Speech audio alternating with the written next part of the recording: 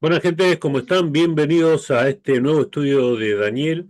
Hoy vamos a leer el capítulo 8. Vamos a estar estudiando y desglosando un poco lo que Dios nos quiere decir a través de la palabra.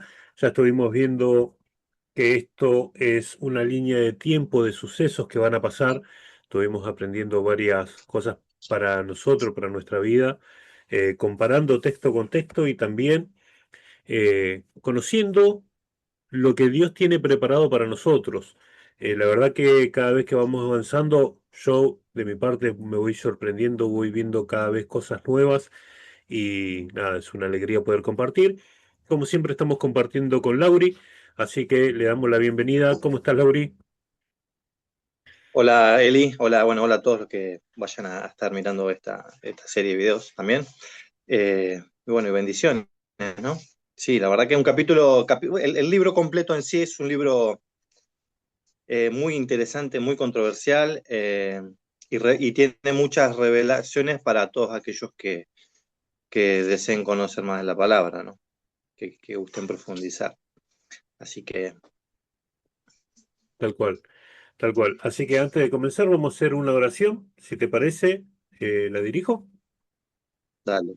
Sí, por favor. Oremos.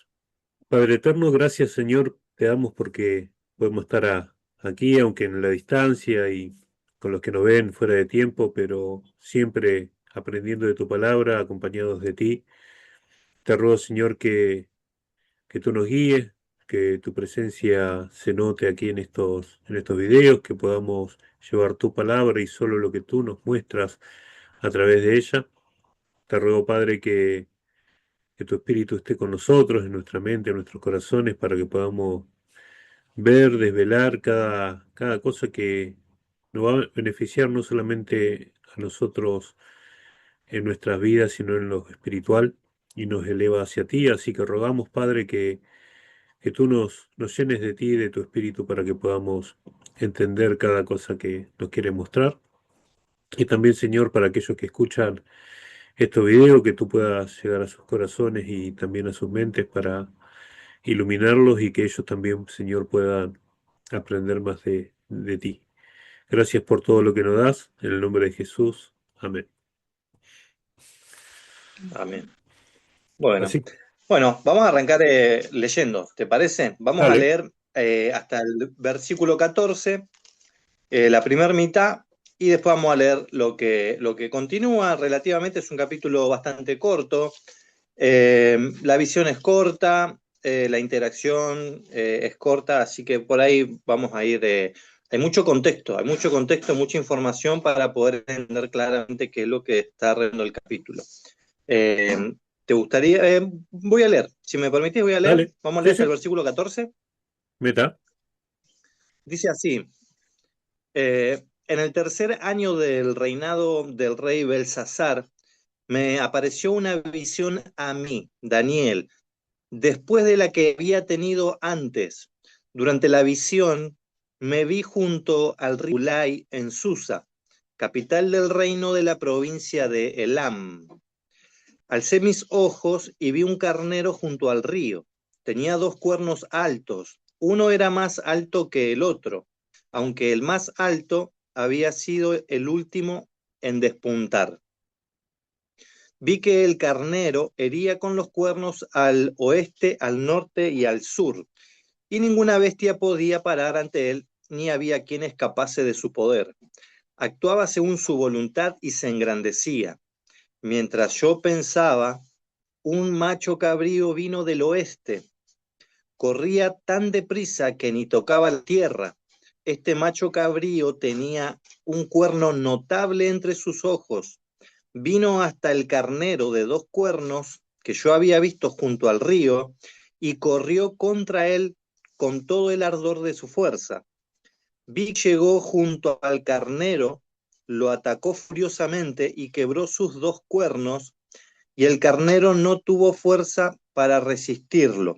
Después el macho cabrío derribó por tierra al carnero y lo pisoteó. Ni hubo quien librase al carnero de su poder. Y el macho cabrío se engrandeció mucho, y cuando estaba a su mayor fuerza, aquel gran cuerno fue quebrado, y en su lugar salieron 4 cuernos prominentes hacia los 4 vientos del cielo. Y de uno de ellos salió un cuerno pequeño que creció mucho hacia el sur y hacia la tierra hermosa. Se engrandeció hasta el ejército del cielo y echó por tierra parte del ejército y de las estrellas y las pisoteó. Aún contra el príncipe del ejército se engrandeció y quitó el continuo, y el lugar de su santuario fue echado por tierra. A causa de la prevaricación, el ejército y el continuo le fueron entregados. Echó por tierra la verdad, prosperó en todo lo que hizo. Entonces oí a un santo que hablaba y a otro santo que le preguntó: ¿hasta cuándo durará la visión del continuo, de la prevaricación asoladora y del pisoteo del santuario y del ejército?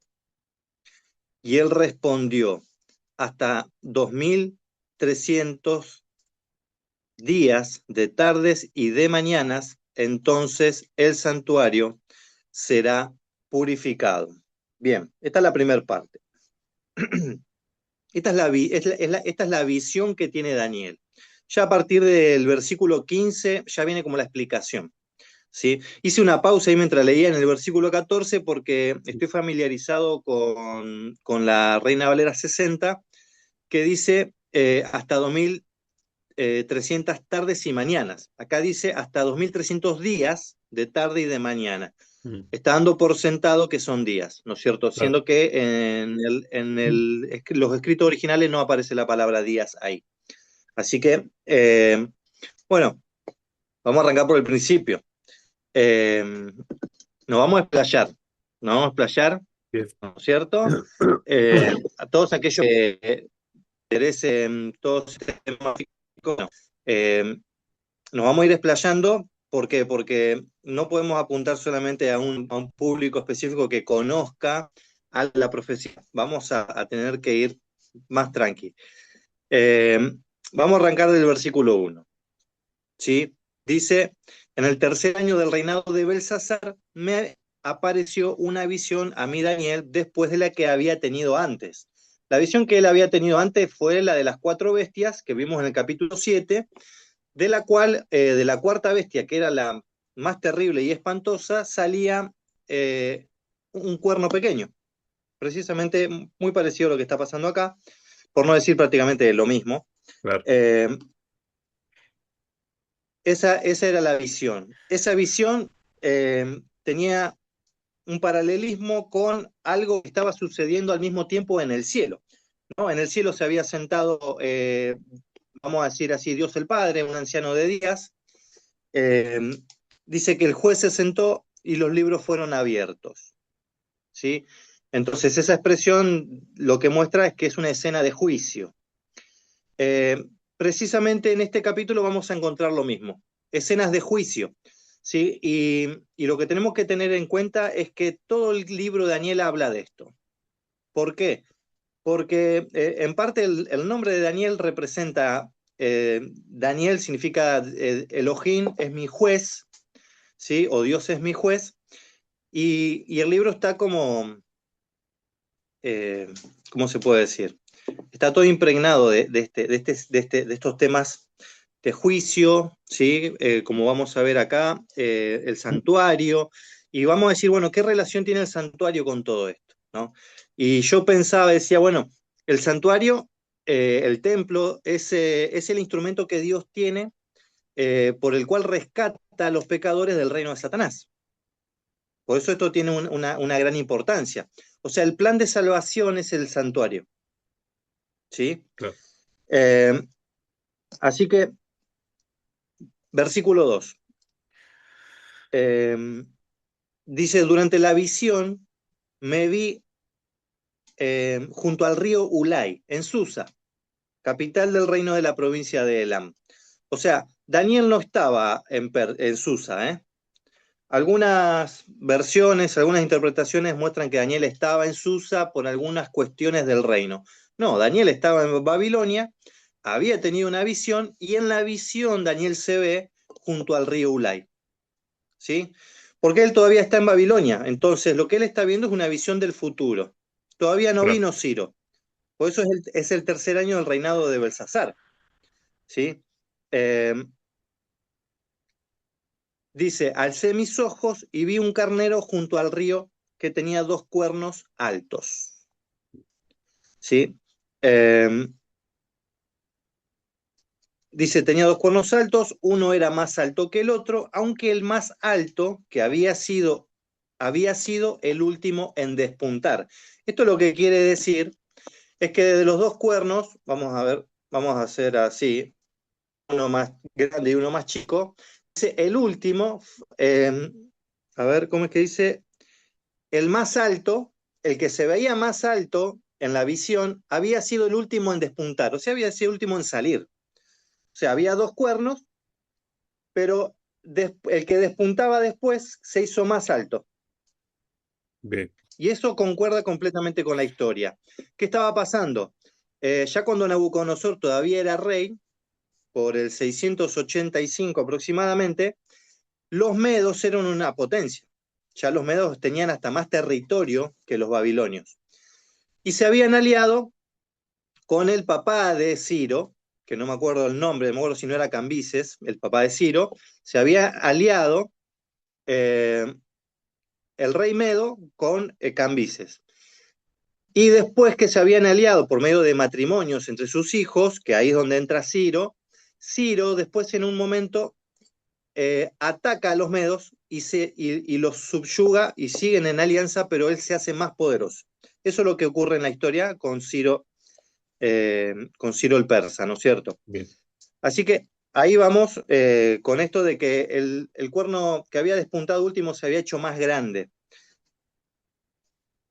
Dice, vi que este carnero hería con los cuernos al oeste, al norte y al sur, y ninguna bestia podía parar ante él, ni había quien escapase de su poder, actuaba según su voluntad y se engrandecía.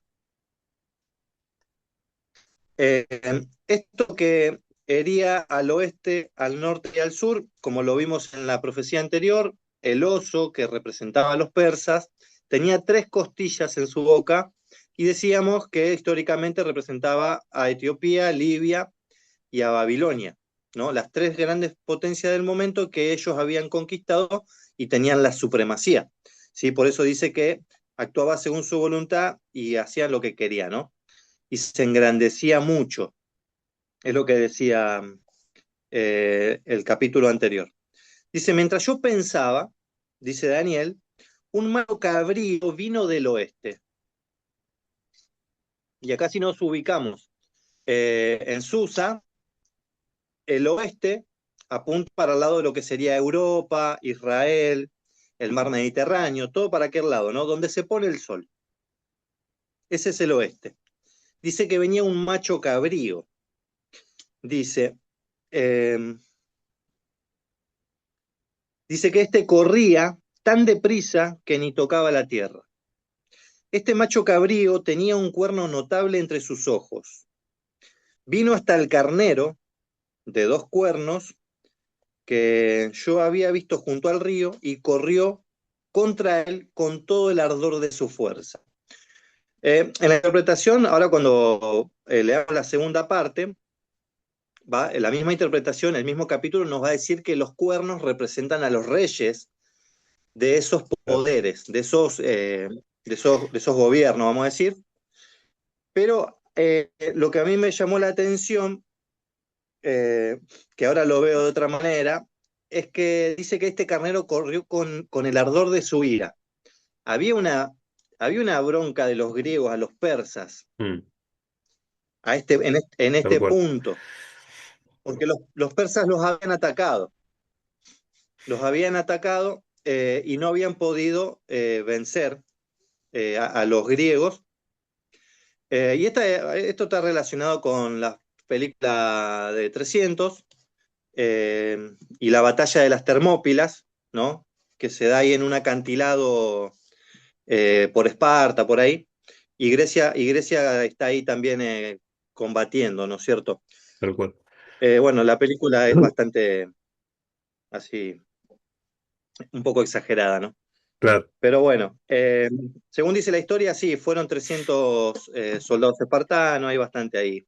Pero eh, años más tarde, cuando Alejandro Magno empieza a conquistar, o sea, tenían la sangre en el ojo, tenían mucha bronca con los persas y ellos fueron a atacar a los persas, ¿no? Es lo que estamos viendo en esta visión, el carnero con dos cuernos en la orilla del río y un macho cabrío que viene del oeste, dice con la furia de su poder. O sea, realmente había una bronca. Esto, ¿sabes qué? Ahora se me viene a la mente.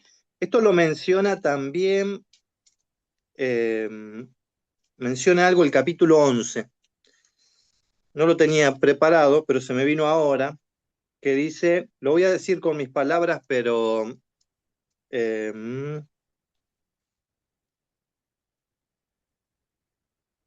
lo vamos a leer. Dice, el versículo 2. Dice, ahora te mostraré la verdad. Aún habrá tres reyes en Persia. Esto le está diciendo Gabriel Mm. a Daniel. Va a haber tres reyes en Persia. Y el cuarto se enriquecerá más que todos, y cuando se fortalezca con sus riquezas, despertará a todos contra el reino de Grecia. Mira. ¿Sí? Hay un tema ahí, Mm. por eso te Mm. digo, quedaba la sangre en el ojo de los griegos en contra de los persas. Y esto está representado en el carnero, que venía tan deprisa y atacó tan furiosamente al carnero que no se pudo levantar. O sea, lo tacleó, lo Claro. pisoteó en el piso, le hizo lo que quiso. Y eso es lo que pasó históricamente con Alejandro Magno. ¿Sí? Eh, Versículo 8. Dice, el macho cabrío se engrandeció mucho y cuando estaba en su mayor fuerza, aquel gran cuerno fue quebrado y en su lugar salieron cuatro cuernos prominentes hacia los cuatro vientos del cielo. Eh, Bien, ¿qué sucedió? Alejandro Magno muere prematuramente a la edad de 33 años eh, y aparentemente, bueno, hay dos versiones, ¿no? Uno dicen que murió borracho por tomarse la copa de Baco, una cosa, y otro dice que murió de enfermedades, pero bueno, son dos teorías que están ahí, ¿no? Otra de las cosas que se entiende de la historia es que, creo que lo hemos mencionado en algún momento, Alejandro Magno quería poner el centro de su imperio en Babilonia, el centro de su gobierno, y proféticamente Babilonia no iba a volver a ser una potencia, ¿no? Así que eh, se impidió por medio de la muerte, no se pudo cumplir el deseo de Alejandro Magno en este caso. Entonces dice que cuatro de sus generales tomaron el control del reino, del imperio, ¿sí? Pero bueno, según, en la historia se explica que hubieron varias batallas. No fue así como que murió y dijeron, bueno, che, vamos a repartirnos el reino. No, empezaron a haber guerras internas, ahí, qué sé yo, varios conflictos y de hecho no, había un quinto general que quedó rezagado, pero estos cuatro se tomaron el poder, ¿no? El otro quedó descartado por la fuerza de estos cuatro. Los nombres los tengo acá: Casandro, Lisímaco, Seleuco y Ptolomeo. Eh, Esos son los cuatro cuernos que salieron en el lugar del cuerno grande, pero dice que estos cuatro cuernos prominentes salieron hacia los cuatro vientos del cielo, ¿sí? Y los cuatro vientos del cielo, ¿qué podemos decir de los cuatro vientos del cielo? Ya lo habíamos visto en el capítulo anterior, que dice que los cuatro vientos agitaban el gran mar. ¿Sí? Esto es Daniel 7, versículo 2. Se utiliza también, por ejemplo, en Apocalipsis 7, versículo 1, que se dice que los cuatro ángeles detenían los cuatro vientos para que no soplase viento sobre la tierra, no dañase a ningún árbol, a ningún hombre, a nada. Así que los ángeles estaban refrenando los vientos. Decime. Sí, una de las cosas que podemos ver en todo esto, que tenemos la estatua de Nabucodonosor, tenemos las cuatro bestias, y ahora por tercera vez, con otros animales diferentes, otra vez cuenta la misma historia de cómo va a suceder con algunos ingredientes más o menos, ¿no? Y eso me hizo acordar Sí, de que Faraón había tenido dos sueños, uno de espigas y otro de vacas, ¿no? Espigas flacas y espigas menudas, vacas flacas y vacas gordas. Y los dos sueños significaban una sola cosa, ¿no? Y en el versículo interesante, claro. 32 del capítulo 41 de Génesis dice, y al suceder el sueño a Faraón dos veces, significa que la cosa es firme de parte de Dios y que Dios se apresura a hacerla. O sea, al repetir el sueño o al repetir los sucesos que van a pasar por diferentes tipos de sueños y de diferentes maneras, Dios está aseverando que va a ser así, que no hay forma de cambiarse, ¿no? Que eso va a pasar tal cual como lo está diciendo. ¿Por qué? Porque hay profecías, hay cosas que están bajo, eh, por decirlo de alguna forma, Israel tenía que ser luz para las naciones. No lo fue. Entonces no pudo ser un pueblo de sacerdotes como Dios quería, ¿sí? Como era la promesa. ¿Por qué? Porque había una condición, ¿sí? Que tenía que cumplirse. En cambio, en estas visiones, en estos sueños, Dios está siendo firme con decir, esto va a pasar así, ¿sí? Esto no tiene cambio, esto es tal cual como te lo vamos a mostrar. Y es como que Dios, al repetir tres veces, esto está bien que uno fue Nabucodonosor, pero también lo soñó Daniel, y Daniel soñó estos dos sueños de nuevo, es como que le da una seguridad, una severidad a lo que va a pasar, ¿no? Es como decir, esto va a pasar sí o sí. Por eso, cuando vemos en el capítulo 7 después de tener los sueños, él quedó turbado, ¿no? Y vamos a ver que al final del el capítulo 8 él quedó más turbado que anteriormente. O sea, Quedó él sabía, enfermo. Mm, claro, quedó enfermo. Él sabía que esto era grosso, como decirlo, ¿no? Esto era grave, esto era sí, grande lo que se venía. Entonces, la verdad que esta repetición de sueños, repetición de cosas, es básicamente para que nosotros entendamos que esto es firme de parte de Dios, ¿no? Esto va a suceder así. tal cual. Sí, sí. Sí, mientras te escuchaba en cuanto a la firmeza de las profecías, ¿no? O sea, es que dice, cuenta Flavio Josefo, dice que cuando Alejandro Magno fue viajando hasta Persia para la guerra, pasó por Jerusalén. Y el sacerdote que estaba en ese momento, que no me acuerdo el nombre, eh, el sacerdote estaba en ese momento sabiendo y teniendo estas profecías, salió al encuentro de Alejandro. Y que para sorpresa de todo el ejército, cuando este hombre con las vestiduras sacerdotales lo encontró afuera de la ciudad, o sea, lo fue a adelantar, dice, dice Flavio Josefo que Alejandro Magno se arrodilló.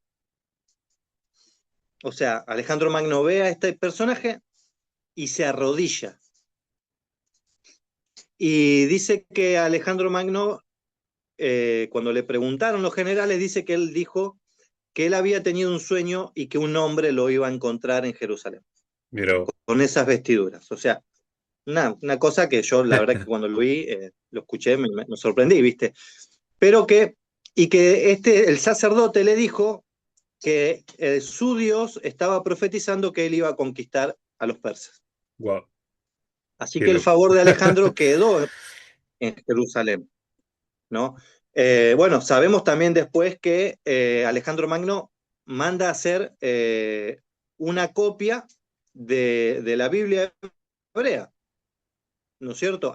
claro, Escrita en griego, la cual no se conoce como la Septuaginta. Así que, bueno, cosas, ¿no? Cosas ahí que son interesantes para tener en cuenta. Eh, bien, ¿dónde estábamos? Versículo 9. Dice, de uno de ellos salió un cuerno pequeño que creció mucho al sur, hacia la tierra hermosa, se engrandeció hasta el ejército del cielo, echó por tierra parte del ejército y de las estrellas pisoteó, aún contra el príncipe de los príncipes, perdón, aún contra el príncipe del ejército se engrandeció, quitó el continuo y el lugar de su santuario fue echado por tierra. Dice, a causa de la prevaricación, el ejército y el continuo le fueron entregados, echó por tierra la verdad, prosperó en todo lo que hizo. Entonces oía a un santo que hablaba y a otro santo que le preguntó, ¿hasta cuándo durará la visión del continuo, de la prevaricación asoladora y del pisoteo del santuario y del ejército?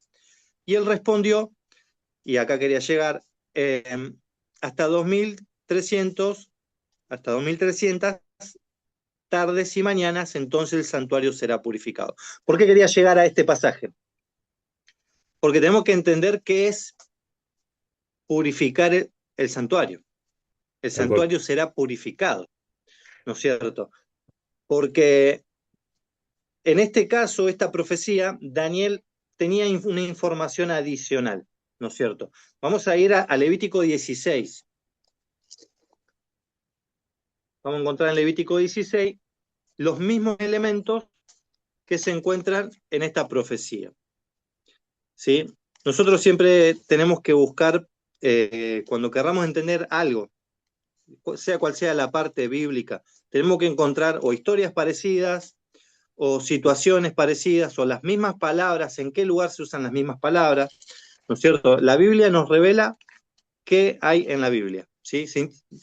Como deberíamos hacer, utilizar el método de interpretación que dice solo escritura, ¿no? Que tanto debería caracterizar a los protestantes, solo escritura. Tal cual. Eh, Levítico 16. El gran día de perdón. Tengo acá el título. Vamos a leer, no vamos a leer todo el capítulo en casa. Ahí los que no estén familiarizados con este tema, sí, lean todo el capítulo 16. Nosotros vamos a ir tocando algunos pasajes. Vamos a leer desde el 16, versículo 16. ¿Tenés para leer, Eli, ahí? Sí, sí, dale. Dale, mirá, si querés lee hasta el 22, Bueno, 16 al 22. Levíticos 16:16 dice, así purificaba el santuario a causa de la impureza de los hijos de Israel, de sus rebeliones y de todos sus pecados. De la misma manera hará también el tabernáculo de reunión, el cual reside entre ellos en medio de sus impurezas.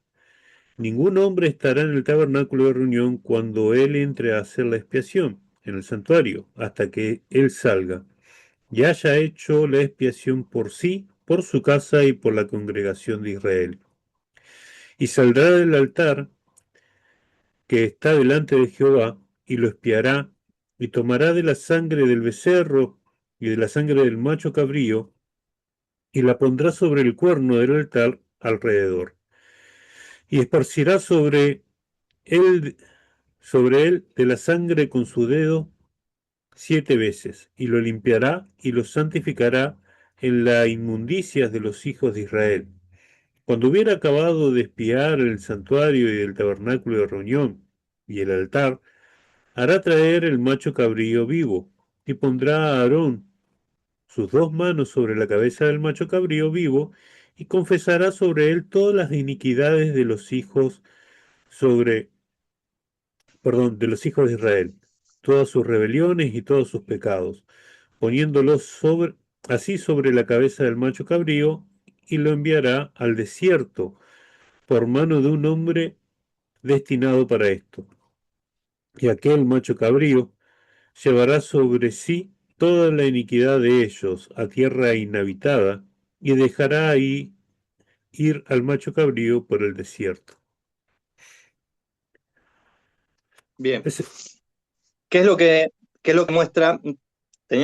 Me di cuenta después, teníamos que haber leído un poquito antes, pero el versículo dice, el 16 dice, así purificará el santuario de las inmundicias de los hijos de Israel. O sea, la pregunta era, ¿hasta cuándo durará la visión? ¿No es cierto? ¿Hasta cuándo va a durar esto que dice acá? Dice,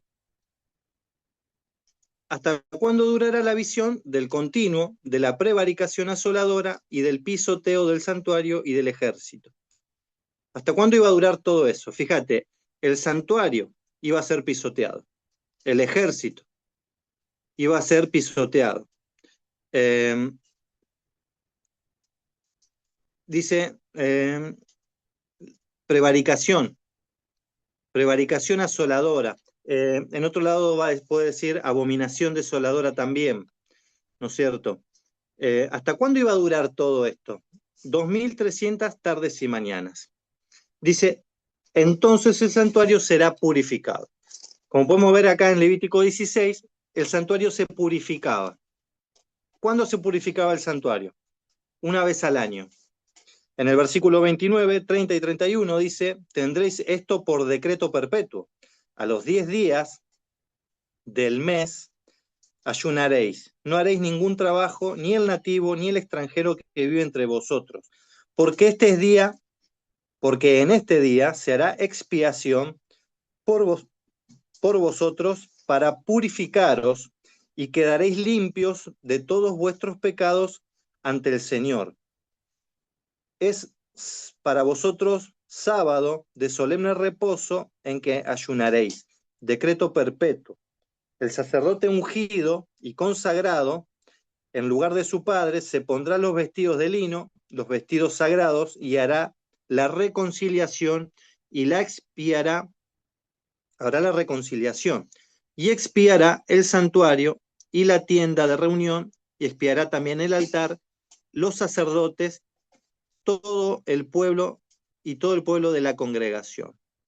O sea, no solamente se iba a limpiar los pecados del pueblo para reconciliación, también se tenía que limpiar, el mismo santuario tenía que limpiarse. La parte que no leímos previa es, eh, vamos a leer un poco más, versículo 7, un poco más arriba de este capítulo 16, dice, después tomará los dos machos cabríos y los presentará ante el Señor a la entrada de la tienda de reunión. Y Aarón echará suerte sobre los dos machos cabríos, uno para el Señor y el otro para Azazel. Tomará el macho cabrío que tocó por suerte a Jehová y lo ofrecerá en expiación, o sea, en holocausto, pero el macho cabrío que tocó por suerte para Azazel lo presentará vivo ante el Señor para efectuar la reconciliación sobre él y enviarlo al desierto como culpable, dice acá mi versión. O sea, ¿qué es lo que pasaba? El pueblo confesaba sus pecados, el sumo sacerdote confesaba todos los pecados del pueblo en la cabeza del macho cabrío y lo mataban. De la sangre de ese macho cabrío se llevaba ¿a dónde? Adentro, y se metía en el lugar santísimo, ¿sí? Entraba al lugar santísimo y con la sangre la rociaba 7 veces en el lado derecho, ¿sí? Del arca del testimonio, donde están los 10 mandamientos, ¿sí? Donde se dice que el arca es el trono de Dios. Ahí el sumo sacerdote tenía que hacer expiación por los pecados del pueblo. Hasta ahí tenía que entrar la sangre, ¿sí? Esa misma sangre después se mezclaba con la del becerro. El becerro era por el sacrificio del sacerdote y por su familia, por los pecados del sacerdote. y con esa sangre se purificaba todo el santuario, todos los elementos, hasta afuera, hasta los sacerdotes, el pueblo, todas las cosas, la vestidura santa, todo se purificaba con esa sangre. Pero ¿qué pasaba? Después se agarraba y se ponían todos los pecados, o sea, un cordero moría por los pecados del pueblo y por todos los pecados, ¿no? Pero después se cargaban todos los pecados cuando se purificaba el santuario y todo. Primero se purificaba el santuario. Esto léanlo bien porque son detalles que por ahí los mencionamos así, pero se purificaba el santuario. Después que se purificaba todo, todos los pecados ahora se iban a poner sobre el macho cabrío que quedaba vivo para Azazel y era dejado en el desierto. Y esto va a ser importante en Apocalipsis 20, ¿sí? Porque tiene todo que ver con el juicio. Esto es el día de perdón, día de juicio. Daniel tiene los mismos elementos. Día de perdón, día de juicio, 2 carneros, purificación del santuario. Esto hay que tener todo en mente para tener una correcta interpretación. Entonces, estamos ahora viendo el plan de salvación en cuanto a lo que es la historia. Lo que habíamos leído en Levítico 16, que es el día de expiación, no es más que parte del plan de salvación. Cuando el hombre cae en pecado, Cristo intercede ante el Padre para crear un plan para poder salvar y redimir a las personas, ¿no? Esto está planificado, cómo hacer para salvar al ser humano después de haber pecado. Y todo lo que es el santuario, toda la organización del santuario, tiene que ver con esto, ¿no? Con el plan de salvación, que es, si nosotros, por ejemplo, una de las cosas que más nos llega al cristiano común es, por ejemplo, la Pascua, ¿no? La Pascua es el día en que Cristo murió por nosotros, pero mucho antes ya se celebraba la Pascua, que representaba la salida de Egipto del pueblo de Israel, y se celebraba justamente también acá en el santuario, como un día santo, ¿sí? Para recordar. Entonces, el plan de salvación está desarrollado en diferentes formas. Lo que es la organización del santuario, que acá también se menciona, que era el continuo sacrificio, que era lo que se había dejado después de hacer, que Daniel estaba triste porque ya no había, el templo había sido destruido, ¿sí? Había sido cortado, pero más adelante, que tiene que ver con estos 2300 tardes y mañanas, y el santuario sería purificado y demás, el inicio de eso, me estoy adelantando, pero es como para tener un contexto, el inicio de eso es cuando vuelve otra vez el santuario, ¿sí? A trabajar y a ser restaurado, que en la profecía que decía que iba a ser más glorioso que el anterior, siendo que el de Salomón era una cosa de oro espectacular. No se fue comparado en cuanto al edificio, pero fue más glorioso porque Cristo anduvo en ese santuario. Entonces, acá en el versículo 11 de Daniel dice, aunque se engrandeció contra el príncipe del ejército, y por él fue quitado el continuo sacrificio, y el lugar de su santuario fue echado por tierra, ¿no? Es básicamente en Roma, durante el Imperio Romano, Cristo fue muerto y también el santuario dejó de cumplir eh, su tarea acá en la tierra. Ahora iba a seguir su tarea en el santuario celestial. Entonces, el continuo sacrificio en la tierra se terminó con Cristo. Ya no hay más necesidad de un santuario terrenal. Pero sí el santuario celestial y siguen los tiempos transcurriendo. Entonces, lo que Daniel está viendo en estas profecías es parte de ese plan de salvación, ¿no? Es parte de esa organización que Dios tiene para salvar al ser humano, como bien vos habías mencionado al principio.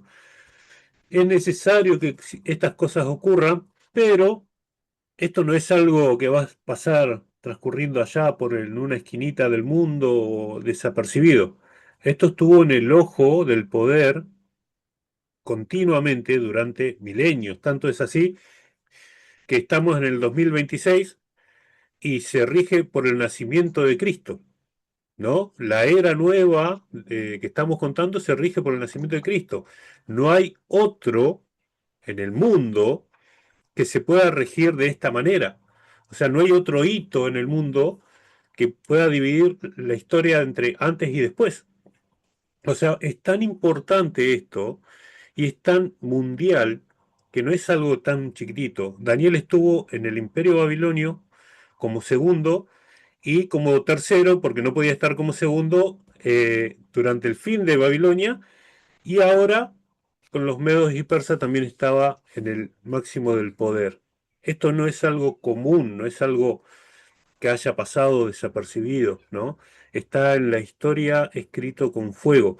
Por eso es importante entender que todo esto, yendo hacia atrás al santuario, es básicamente entender que hay un plan, una organización. Y esto donde habías quedado vos, que era explicar y entender lo que es la expiación, el día de expiación, es tan importante para entender justamente nuestra vida personal con Cristo. En qué estamos, en qué momento estamos, qué es lo que estamos haciendo y cómo estamos entendiendo lo que Dios nos quiere revelar.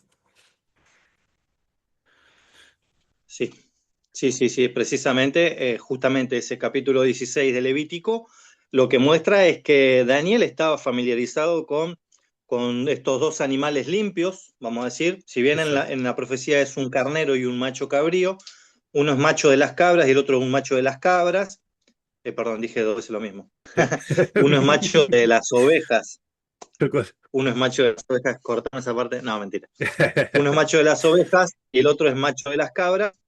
Esos no dejan de ser animales limpios, ¿sí? Y que podían ser usados para sacrificio en el santuario los dos. Pero estos dos, estos dos representaban, o sea, en la visión representan eh, el ritual típico que se hacía en el santuario en el día del perdón, en el día del juicio. Esto se lo llama el día del juicio. Eh, Vamos a hacer, bueno, vamos a hablar un cachito acá, un poquito más, después leemos la otra, porque por ahí me adelantaba un poco, pero después vamos a ver que Daniel no entiende la visión. Entonces Claro, podemos decir, ¿cómo es que no entiende la visión si vino el ángel Gabriel y le explicó la visión? En realidad Daniel no entendió una parte de la visión. No es que no entendió la visión completa, no entendió una parte. Y eso está relacionado con el capítulo 9. ¿Sí? ¿Por qué? Porque en este capítulo Daniel va a quedar enfermo porque no soporta la visión, no soporta la presencia del ángel, él queda quebrantado, queda enfermo, convalecí, dice, cuando convalecí atendí los asuntos del rey. O sea, él quedó enfermo, quedó en cama.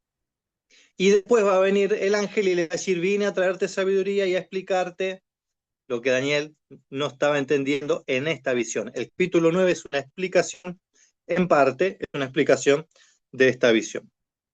Pero bueno, volvamos un cachito acá.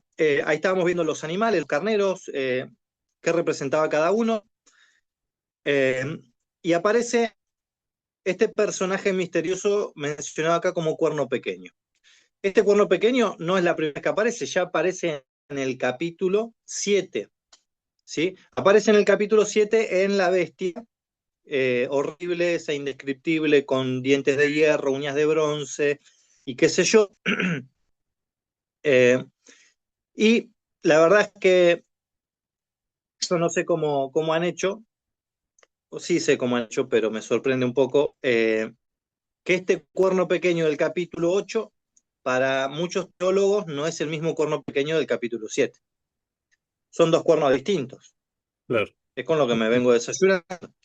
Entonces, bueno, nosotros vamos a proponer que este cuerno pequeño es el mismo del capítulo 7 y que no es, como dicen, Antíoco Epífanes. ¿No? Antíoco Epífanes, Antíoco IV Epífanes, uno de los cuatro reinos que salieron de Alejandro Magno. Este Antíoco Epífanes es uno de los, no me acuerdo si es el quinto o el sexto rey, ¿sí? De esa dinastía de los Seleucidas, que en parte la verdad que hay cosas que son muy parecidas, que sí encajan, pero no encaja en la totalidad de las cosas que se muestran acá. ¿Sí?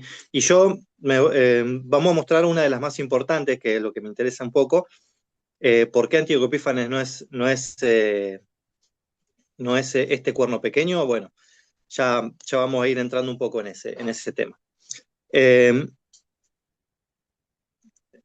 Una de las cosas importantes que tenemos que tener en cuenta a la hora de prestar atención a esta profecía y de que habla de purificar el santuario, tenemos que tener en cuenta lo siguiente. Dice que esta profecía dice de 2300 tardes y mañanas y el santuario iba a ser purificado. Ahora, 2300 tardes y mañanas ¿a partir de qué? ¿Cuál es el punto de partida? ¿No es cierto? Esto está en el capítulo 9, pero el ángel en el capítulo 9, lo vamos a hablar en el capítulo 9 y lo vamos a mencionar ahora también porque esto está entrelazadísimo. Dice, desde la salida de la orden de restaurar y edificar Jerusalén, es el punto de partida. Y esa orden va a ser en el año 457 a.C. O sea, del 457 a.C., 2300 tardes y mañanas, y acá hay otro de los puntos, que los teólogos, lo más triste es que son teólogos cristianos. Cristianos me refiero a protestantes. Claro. ¿Sí? ¿Por qué? Porque el protestantismo, a lo largo de la historia, desde su nacimiento, identificó a este cuerno pequeño con el papado, con el Vaticano y con la maquinaria de gobierno y el poder de Roma papal, vamos a decir, ¿no es cierto? ¿Y a qué me refiero? Me refiero a Calvino, un padre del protestantismo, Martín Lutero, el mayor exponente del protestantismo. Los protestantes hoy piensan que este cuerno pequeño es Antíoco Epífanes, que estos 2300 días en realidad son 1150 días, porque dice tardes y mañanas. O sea, vos fíjate cómo es que dicen, si 2300 tardes y mañana, entonces suman. Entre tardes y mañanas suman 2300. Entonces días Claro. son 1150. ¿Y cómo hacen eso? Bueno, porque en el santuario se hacía sacrificio a la mañana y sacrificio a la tarde, entonces si vos contás una a la mañana, una a la tarde, una a la mañana, una a la tarde, hasta llegar hasta 2300 son 1150 días. A ver que esto no es así, no puede ser así. Si bien hay una aproximación en la historia de Antíoco Epífanes con esta historia de que él sacrificó un cerdo en el altar, que puso una estatua de Zeus, hay una aproximación, hay 2 meses de error, o sea, de que el tipo sacrifica, no son 1150 días, sino que son, lo tenía anotado por ahí, pero o se pasa por 2 meses. Claro. O sea, y estas fechas están datadas. No son tampoco 2300 días literales, que serían 6 años y 4 meses. Tampoco son días literales, porque el periodo de tiempo tiene que ser mucho más largo. Y todo esto lo vamos a ir desarrollando. Entonces, este cuerno pequeño no puede ser Antíoco Epífanes. ¿Y qué es lo que estaba pasando en el segundo templo? ¿Qué pasa en el segundo templo? En el segundo templo de Jerusalén no existe, no está el arca. Tal cual. No está el arca, no está el altar del sacrificio, de la oración, no está la mesa de los panes, no está el candelabro. O sea, desde que Nabucodonosor destruyó el templo de Jerusalén, el templo de Salomón, el arca de la alianza no apareció más. Entonces, se me viene a la mente cuando Salomón consagró la obra del santuario. Dice que descendió fuego del cielo y consumió el sacrificio. Ese fuego del sacrificio era fuego santo, y es el fuego que se mantenía constantemente en el servicio del santuario. Evidentemente en este templo no pasó algo parecido, pero lo que no tenemos que sacar de nuestra mente es que no hay arca de la alianza. En el lugar santo había una piedra. Habían puesto una piedra que curiosamente, muy curiosamente, los judíos en el Talmud lo llaman la roca de fundación. Y esto me hace ruido, te hace ruido, ¿no? La roca de fundación. Esa roca de fundación es la que mencionaba Cristo. Ellos habían desechado la piedra, Cristo era la roca que los edificadores habían desechado. Y en el lugar santo, y ojo que no estoy diciendo que el santuario no tenía vigencia, no estoy diciendo eso porque en la época de Cristo ninguno de los apóstoles ni Cristo mismo descalificó el santuario. tal cual. ¿Sí? De hecho, cuando Cristo muere en la cruz, el velo del templo se rasgó y es un velo, era imposible que se parta una tela gruesa así de 15 metros de altura, o sea, que se parta de arriba abajo, ¿sí? Muchos comentaristas dicen que un ángel tuvo que haber roto ese telón. Entonces, no estoy descalificando el segundo templo. Pero mira, por ejemplo, vamos a ir a Hebreos capítulo 9. Hebreos capítulo 9 habla del santuario terrenal y el santuario celestial. Porque no nos olvidemos que el templo, el santuario, o mismo el tabernáculo de reunión que Moisés había hecho en el desierto, era una copia del que estaba en el cielo. Tal cual.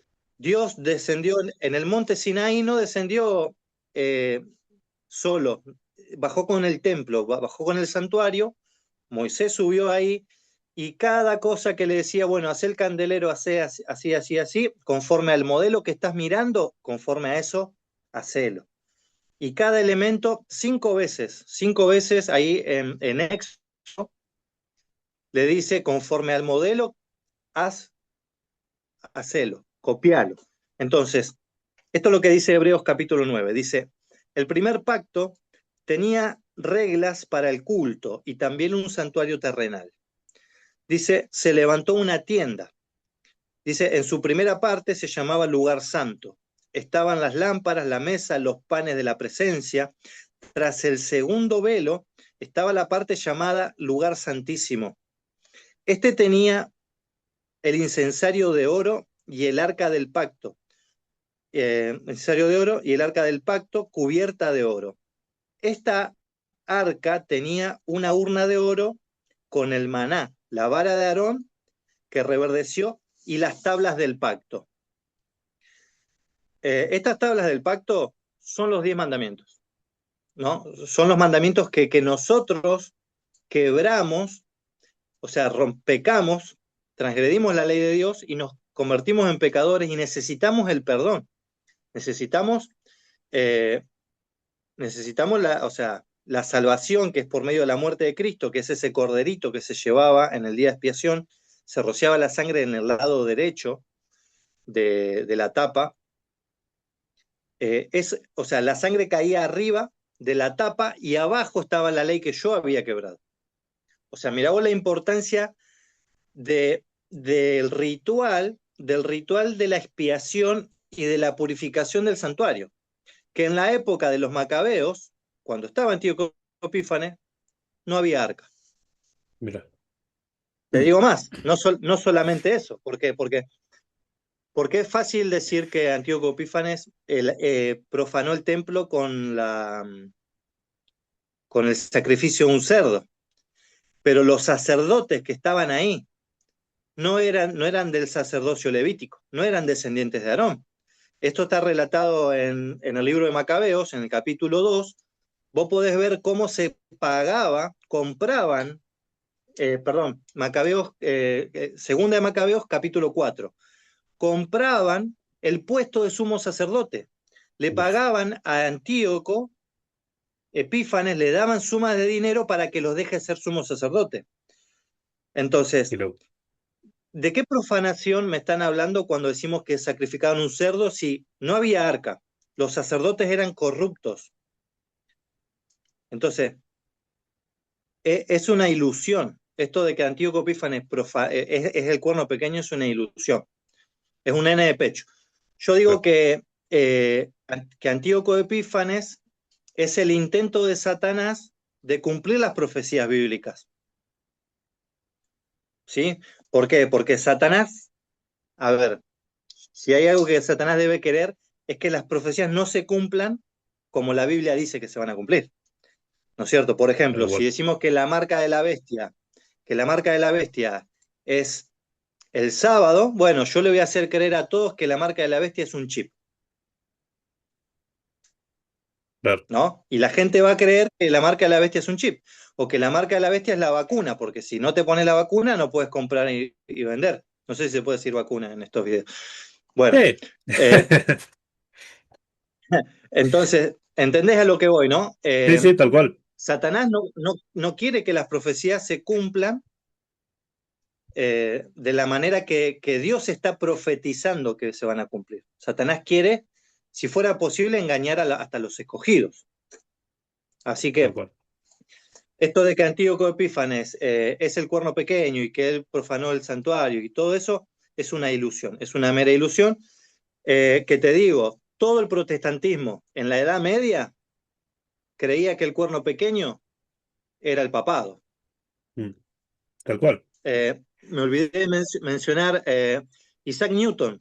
Isaac Newton, bueno, estudió y escribió más de teología que de física, pero este hombre estaba fascinado con las profecías y también había identificado el cuerno pequeño de este capítulo de Daniel 8 con el papado. O sea, todo el protestantismo en la Edad Media, nadie te iba a decir que Antíoco Epífanes era el cuerno pequeño de Daniel 8. O sea, ni Lutero, ni Calvino, Claro. ni, ni Newton. El rey Jacobo, el que mandó a traducir, a hacer la King James, también hay registros de que él también creía en esto de esta manera, ¿no es cierto? Eh, Una, una cosita para agregar, decimos, no sé si lo ibas a decir dale. o no, pero para agregar a lo que, a ver si Antíoco Epífanes es o no es la abominación desoladora, es o no es el cuerno pequeño, en Mateo 24, versículo 15, Cristo está hablando del fin de los tiempos. Casi seguro te saqué el texto antes, pero No, no, no. Genial, genial. ¿Me ayudas? dice capítulo 24, versículo 15. Por tanto, cuando veáis en el lugar santo la abominación desoladora de que habló el profeta Daniel, o sea, no es otra, es la que dijo Daniel, no hay una segunda abominación desoladora ni nada por el estilo. La que dijo Daniel, el que le entienda, entonces los que están en Judea huyan a los montes, los que estén en la azotea no desciendan para tomar algo de su casa. Está hablando del fin de los tiempos, ¿no? Ya estamos en Roma. Jesús, el paso por esta tierra como ser humano fue en Roma. Entonces, Grecia ya no era más un imperio, ya había pasado su tiempo. Antíoco Epífanes ya había muerto, me imagino. Y Jesús está situando la abominación desoladora en el futuro, ¿sí? Hacia adelante. Hacia adelante de Jesús, ¿sí? Y que está, obviamente, atrás nuestro el comienzo de la abominación desoladora. La verdad que es impresionante porque, como vos decías, Satanás quiere ocultar todo. Si vos levantás un estandarte, él va a armar 20 alrededor, ¿sí? Para que vos no te des cuenta cuál es. Y esto más allá de que sea o no sea, yo creo que de la misma forma en que los judíos o católicos han levantado esta teoría de que Tío Epífanes ha sido, ha habido un montón de gente que profanaron el santuario. Es más, los filisteos se llevaron el arca y lo pusieron delante de, creo que era Dagón o alguno de sus dioses. Entonces, sí, hubo varias veces profanación, pero la abominación tal cual. desoladora es una sola, ¿sí? Claro, Eh, sí. Podemos jugar en la historia con un montón de personas. Ujú. Básicamente, Babilonia, Nabucodonosor se llevó todo, destruyó el templo. ¿Qué mayor profanación que esa, que destruir el templo? Y más allá, el Claro. nieto de Nabucodonosor tomando vino en las copas del santuario. O sea, ¿qué mayor profanación que esa? ¿Se entiende? O sea, yo puedo utilizar cualquier cosa de la historia Claro. porque lamentablemente el pueblo escogido de Dios se mandó muchas macanas y de muchos colores y de muchas formas que, es más, el mismo pueblo de Dios profanó el santuario. ¿Sí? Eh, Sí, es te escucho triste. y a mí se me prenden focos por todos lados. Claro, sí, sí. Como es, vos sabés que esta cuestión lo vamos a desarrollar seguramente ahora un poquito más adelante, porque tengo unos comentarios respecto a lo que me dijiste primero, pero abominación desoladora, vos decís, más grande, ¿cuál es en realidad, bíblicamente hay muchas abominaciones desoladoras.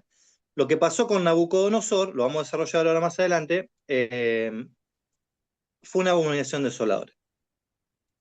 La destrucción de Jerusalén, del templo, por parte de Nabucodonosor, es una abominación desoladora, al mismo nivel de esta que estamos viendo acá, al mismo nivel. Tal cual. Eh,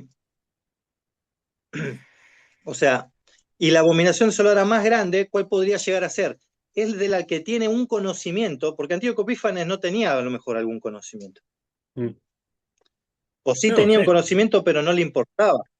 La abominación más desoladora, más grande, es de aquel que conoce la palabra, que se entregó a Cristo, que vivió, pero que después se volvió al mundo. Esa es la abominación desoladora más grande. Todo esto lo vamos a desarrollar ahora un poquito más adelante. Vos hablabas de Jesús, de Mateo 24:15. Y sí, precisamente, Jesús pone eh, a la abominación desoladora hacia el futuro. No solamente Jesús miraba hacia el futuro, sino que los apóstoles Pablo, en Segunda de Tesalonicenses, habla del hombre de pecado. Vamos a ir un cachito para allá. Mientras buscamos Segunda de Tesalonicenses, eh, creo que es el capítulo 2. ¿Sabés que el primero que habló de Antíoco, o no sé si el primero que habló, pero donde se menciona Antíoco Epífanes como el cuerno pequeño de Daniel, es en el libro de los Macabeos? En el libro de mira, Macabeos se le da la aplicación directa de que Antíoco Epífanes es el cuerno pequeño de Daniel capítulo 8. Sin embargo, eh,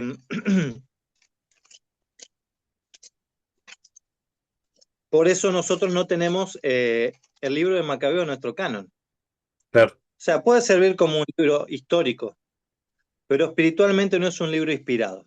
Y este es uno de los puntos principales por los cuales está descalificado el libro de Macabeos como inspirado en la palabra de Dios.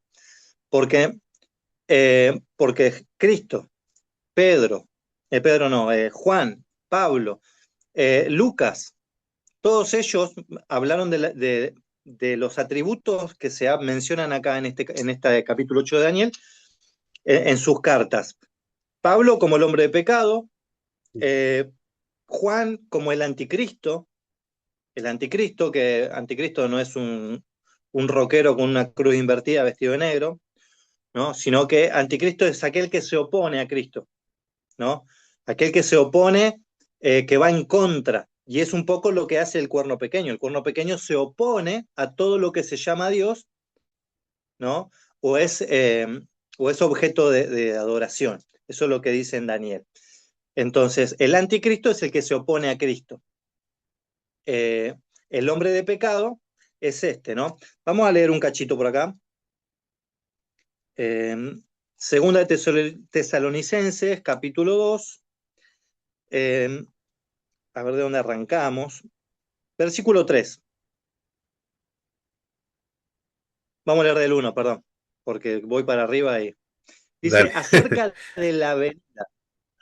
acerca de la venida de nuestro Señor Jesucristo y de nuestra reunión con Él, os rogamos, hermanos, que no os mováis fácilmente de vuestro modo de pensar, ni os alarméis ni por espíritu, ni por palabra, ni por carta supuestamente nuestra, de que el día del Señor ya ha llegado. Nadie os engañe en ninguna manera, porque ese día no vendrá sin que antes venga la apostasía. Y acá Pablo habla, ¿qué es la apostasía? Son aquellos que se ponen en contra del pacto santo o vuelven en contra de Dios. ¿Sí? Dice, y se manifieste el hombre de pecado, el hijo de perdición. Ahora vamos a ver un cachito de dónde saca Pablo esta idea. De hombre de pecado, hijo de perdición. Dice, ahí nos vamos a ir dando cuenta, que se opondrá y se exaltará contra todo lo que se llama Dios o que se adora hasta sentarse en el templo de Dios como Dios, haciéndose pasar por Dios. Esto es lo que mencionan las profecías de Apocalipsis. ¿Sí? Por ejemplo, en el capítulo 7 veíamos que el cuerno pequeño, ¿qué hacía? Cambiaba los tiempos y la ley. ¿No es cierto? Tal cual. Eh, vamos a ver que este tipo en realidad es, es un sustituto, o sea, se pone como Dios. Él se ensalza, por eso las palabras arrogantes que habla el cuerno, ¿no es cierto? Que se enaltece en sobremanera, que habla en contra de Dios y dice que se opondrá, se exaltará contra todo lo que se llama Dios o se adora, hasta sentarse en el templo de Dios como Dios haciéndose pasar por Dios. ¿No os acordáis que cuando estaba todavía con vosotros os decía esto? Ahora sabéis lo que impide que a su tiempo se manifieste. O sea, que se manifieste a su tiempo ¿quién? Cristo. Claro. Esto, o sea, tienen que pasar estas cosas para que Cristo se manifieste. Por eso dice, ahora saben lo que impide para que se manifieste, ¿no? Porque el misterio de iniquidad ya está obrando. Solo espera que sea quitado de en medio el que ahora lo detiene. ¿Quién lo detiene? ¿A quién hay que quitar del medio para que el misterio de iniquidad opere? Porque dice, vamos de vuelta, porque el misterio de iniquidad ya está obrando. Solo espera que sea quitado de en medio el que ahora lo detiene. ¿Quién detiene el obrar de, del hombre de pecado? El hombre de pecado que, bueno, ahora lo vamos a leer, que en realidad de fondo está Satanás. ¿Quién está deteniendo, podemos decir, quién está deteniendo los vientos? ¿Quién está haciendo fuerza para que todo el mundo conozca el Evangelio y se salven todos los que más se puedan? Cristo. Cristo está. Cristo es el que está deteniendo el trabajo del enemigo. Dice, entonces se manifestará aquel inicuo a quien el Señor matará con el aliento de su boca y destruirá con el resplandor de su venida. ¿De dónde sacó Pablo que Jesús va a matar a este hijo de pecado, este hombre de pecado, eh, con el aliento de su boca y lo destruirá con el resplandor de su venida? ¿De dónde lo sacó? Lo sacó de ahí mismo de Daniel. Dice que no lo leímos todavía, lo vamos a leer ahora en la sección que sigue, vamos a leer la segunda parte. Dice que ese cuerno va a ser quebrantado no con mano. Claro. Pablo lo está sacando directamente de ahí, no lo está inventando. No es que Pablo estaba reinspirado y el Espíritu Santo le estaba dando letra. No, Pablo estaba estudiando las profecías y sabía que Cristo lo iba a matar al hombre de pecado, que todavía estaba hacia el futuro, lo iba a matar con el espíritu de su boca y con el resplandor de su venida. Dice, la aparición de ese inicuo, del hombre de pecado, es obra de Satanás con gran poder, señales y prodigios mentirosos. Bien, esto respecto de Pablo. Después podríamos ver eh, cuando, perdón, cuando Juan habla del anticristo. En las cartas de Juan se menciona 4 veces el anticristo. Y mayormente se habla dentro del contexto de apostasía, falsas doctrinas, bueno, y una serie de detallitos más que andan por ahí. O sea que para ser más específico, el anticristo no es alguien que se opone estrictamente a Cristo, sino que se hace pasar por Cristo. O sea, toma los atributos de Dios y se hace pasar. ¿Por qué? A ver, acá sí, hay una historia que a veces nos cuentan cuando somos chicos que estamos entrando al Evangelio y demás y estamos tratando de entender las cosas y te dicen adentro tuyo hay dos gigantes o dos lobos que al que más le das de comer, ese va creciendo cada vez más. Entonces, si vos haces dar de comer a uno, crece más, y si le das al otro, crece más el otro. Y eso te dice, si vos haces las cosas bien y buscas a Dios, las cosas espirituales van creciendo. Si haces las cosas mal y buscas las cosas de la carne, ese otro va creciendo. Esto básicamente es lo mismo. Hay dos señores. Hay una verdad y está la falsificación. Satanás se va a presentar con su propia doctrina, con su propia sacerdotes, con su propia iglesia, con su propio todo, mostrándose no queriendo atacar a Cristo, sino haciéndose pasar por Cristo para tener la adoración que tiene Cristo como Él quiso en el cielo. Porque Él fue desechado del Claro, cielo porque tuvo envidia de Cristo. Quería ser igual que Cristo y poder consultar y que Dios le consulte a Él. Él quería el puesto de Cristo. Es todo lo que quiere Satanás. La gloria de Cristo, que nunca la va a tener. Pero Él ahora en la tierra sabe que si se opone directamente a Cristo, la gente va a ir a buscar a Cristo. ¿Sí? Eso ya lo corriendo. vimos, Si pudiéramos ver los hombres, ¿no? claro, Si eso lo ya lo, pudiéramos ver. sí, sí, eso ya lo vimos en la historia. Cada vez que Satanás empieza a pinchar y querer cortar y destruir algo, el cristianismo se expande de una forma impresionante.